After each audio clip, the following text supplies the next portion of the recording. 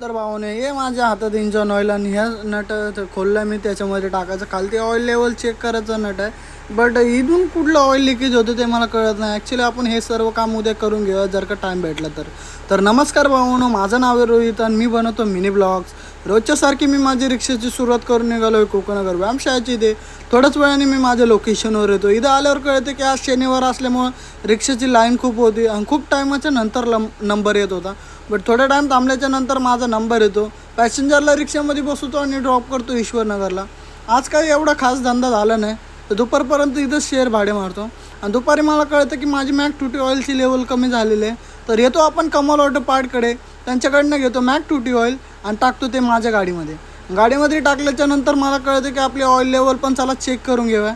आणि चेक केल्यावर कळतं की कमी झाले होते, म्हणून आपण मोटरोलचं इंजन ऑइल घेतो आणि ते टाकायचं गाडीमध्ये. पण सध्या गाडी गरम आहे, तर आपण हे संध्याकाळी गाडी काढायच्या टायमाला टाकूया. चला संध्याकाळीच भेटूया. आता संध्याकाळी गाडी काढायच्या अगोदर माझ्या हातात हे ऑइल हे चला इकडे टाकूया. मला खूप जास्त कन्फ्युजन होत होती, इथलं जे ऑइल आहे ते कुठनं लिकेज होतं. तर उद्या टाईम भेटल्यावर आपण हे सर्व करूनच घेऊया.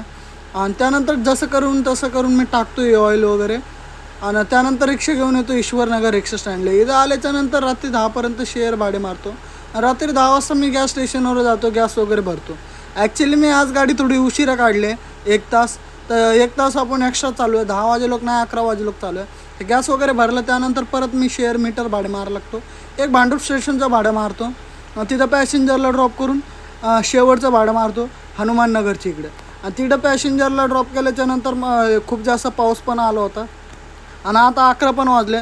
तर चला भावानो, आजचा ब्लॉग इथं एंड करूया. Thank you so much. Bye bye guys, love you ऑल्स.